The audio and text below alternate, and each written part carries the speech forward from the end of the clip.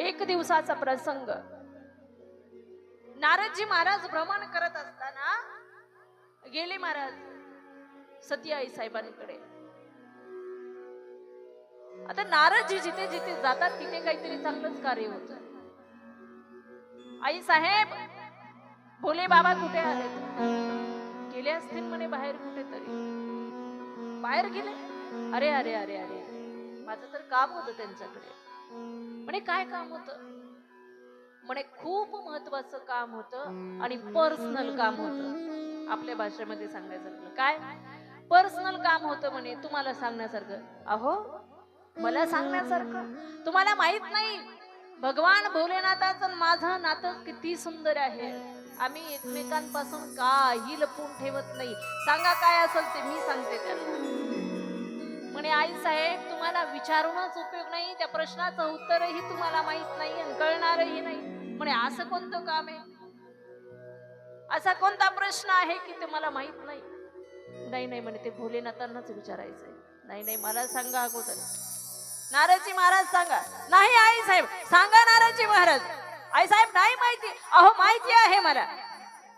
बरं ठीक आहे तुम्ही म्हणता म्हणून सांगता. म्हणे काय प्रश्न? काही नाही म्हणे मी भगवान भोलेनाथांना विचारण्यासाठी आलो होतो की देवाच्या ज्या गळ्यामध्ये रुंड माळा आहेत, मेलेल्या माणसाच्या मुंडक्यांच्या ज्या माळा आहेत त्या कुणाच्या आहेत? आता आई साहेबांचा चेहरा पडला. म्हणे हे तर मला पण माहिती नाही. बघा मी म्हणत होतो ना तुम्हाला माहिती नाही, कशाला विचारलं मला? नाही म्हणे सगळ्या गोष्टी मला माहिती आहेत पण हे काही मला माहित नाही. सती आई साहेब तुम्हाला माहित नाही ना हेच मला माहिती होतं म्हणून मी विचारत नव्हतो तुम्हाला. आणि तुम्हाला माहितीये का माझ्या कानावर अशी गोष्ट आली, मी असं ऐकलं की बाबाच्या गळ्यामध्ये जे मुंडक्यांच्या माळा आहेत त्या माळा स्त्रियांच्या आहेत. आता तर जास्तच राग आला. आता तर तळपायाच्या मस्तकापर्यंत हो स्त्रियांच्या रुंड माळा आणि भोलेनाथ बघा. तरी मला वाटतच होत एवढा राग आला महाराज. आणि आईसाहेब खूप भवनामध्ये जाऊन बसल्या. राग येऊ द्या म्हणे आता घरी सांगते त्यांना. नारदजी महाराज निघून हा आई साहेब येतो म्हणे मी आता काम झालं होतं कळ लावण्याचं. निघून गेले. आता गेल्यानंतर दारातच महाराज गेटलाच भेट झाली भगवान भोलेनाथाची आणि नारदजी महाराजांची. भगवान भोलेनाथ म्हणतात नारदजी इकडे कुठे? हा गेलो होतो म्हणे तुमच्याच घरी. मग थांबा ना. नाही नाही जा जा तुम्ही लवकर जा म्हणे आई साहेब वाट बघतात घरी. बरं बरं आता तुम्ही जाऊन आले म्हणल्यावर नक्कीच वाटच पाहत असणार म्हणे. घरी गेले म्हणे सती अगं काही पाणी वगैरे? काहीच बोलत नाही. सती अगं माझी भांग कुठे? म्हणे भांग नाही काही नाही. रोज रोज माझ्याकडून काम सगळी करून घेता आणि माझ्याकडून गोष्टी लपवता. स्त्रियांचे रुंड माळा गळ्यामध्ये धारण करता. मनातले मनात म्हणतात अजिबात देणार नाही भाग. मला काय तेवढंच काम आहे का म्हणे. भोला भांग तिहारी भोला भांग तिहारी पुनित घोटत घोटत हारी. वो तेरे एक दिनों की होए तो घोटू रोज न घोटी जाए. भोला भांग तिहारी घोटत घोटत हारी.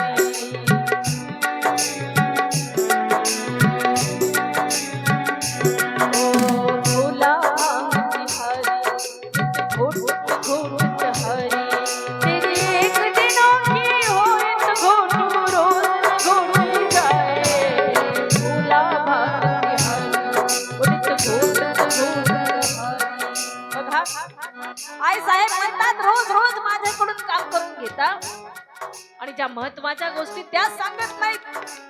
आता सती झालं काय तेवढं तरी मला सांग. अजिबात विचारू नका मला.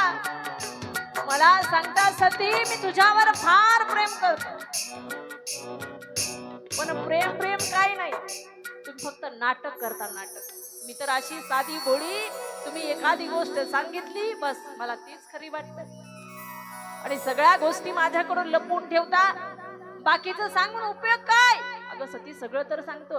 अहो सांगता ना सगळं, सगळं काही सांगता, पण जी मेन गोष्ट सांगायची होती तीच तुम्ही विसर. मुद्दामून नाही सांगितलं. काय सती सांग, अशी रागवू नको, काय असेल ते सांग.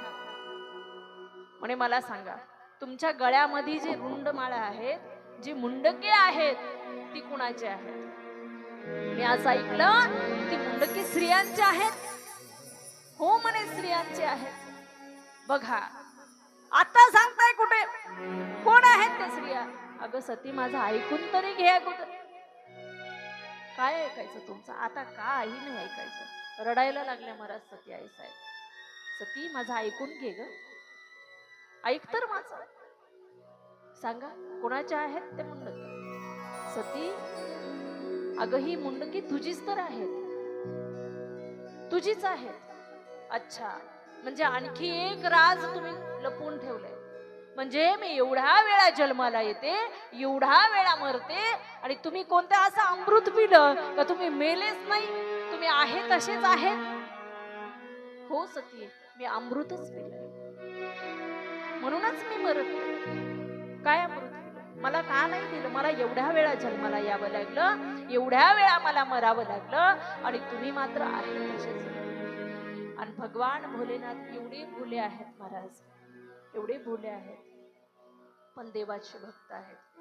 अखंड रामचंद्र प्रभूंचं भजन करणारे माझे भगवान भोलेनाथ आहे.